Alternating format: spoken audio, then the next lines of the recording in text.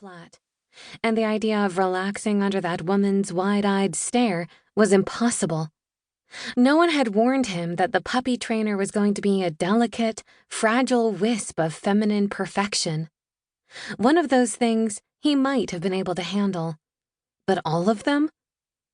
Yeah, his guard was going to stay right where it was. It gave him some place to hide. "What's a stability dog?" he managed to ask.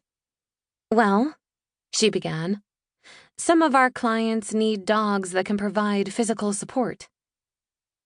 When he didn't do more than nod encouragingly, she added, "As he grows up, Rock will be great at leading someone with vision issues or providing a safe landing for someone prone to seizures. You know, for stability." "Oh." Harrison blinked. "I don't need that." "Not really, no." "Well, what about that one then? He looks like he knows his way around a back alley or two."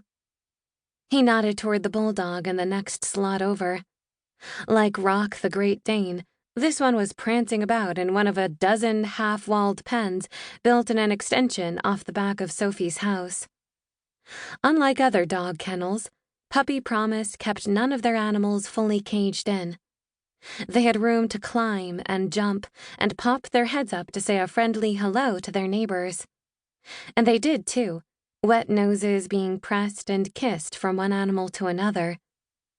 When added to the bright blue walls and not unpleasant smell of organic cleaning solutions and puppy breath, the result was strangely inviting.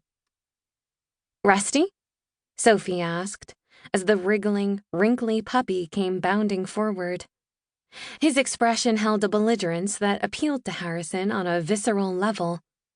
This dog might not be as physically intimidating as a Great Dane, but he sensed a kindred spirit. Grump and grumpier. "No, you don't want him. He'll be a nice emotional support dog someday, but he can't smell worth anything." Harrison bit back his disappointment and allowed his gaze to skim over the other options. He immediately bypassed a tall white poodle that looked as if it had been recently permed and a tiny yappy thing with eyes like raisins. A soft golden retriever with a mournful expression peeped up at him from the corner. "How about—" Sophie coughed once more, cutting him short. When he turned to see what the problem was this time, he found her standing a few paces back, holding her hands out in front of her as if warding him off. His gaze was immediately drawn to those hands, so smooth and soft, her nails carefully polished to match her outfit. His own hands were like burned leather, cracked and calloused all over. That was what happened when you spent half of your life battling wildfires. What the elements didn't scorch, the flames did. "What is it?" he asked, his heart sinking at the sight of those hands. They were nice hands, obviously, but he knew what that gesture meant. Harrison Parks has done it again. 10 minutes in this woman's company, and she'd already seen through his sorry exterior to the even sorrier contents of his soul. "The truth is, Mr. Parks, we only have one dog right now that matches your specific needs." "Okay." He swallowed. "Which one is he?" "He's a female, actually, and she's really sweet." "Female? Sweet?" Harrison could work with that. In fact, he quite liked both of those things, despite all evidence to the contrary.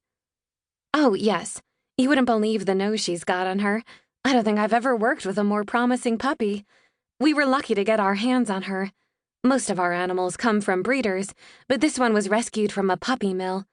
She's fantastic, even if she is still a little skittish." Skittish could have applied to several people in his life right now, including the woman standing opposite him. Ever since the episode last week, everyone, from his boss at the Department of Natural Resources, to his doctors, to his very own father, was acting as though he, like Sophie Vasquez, was one strong wind away from toppling over. But he was fine. It was one small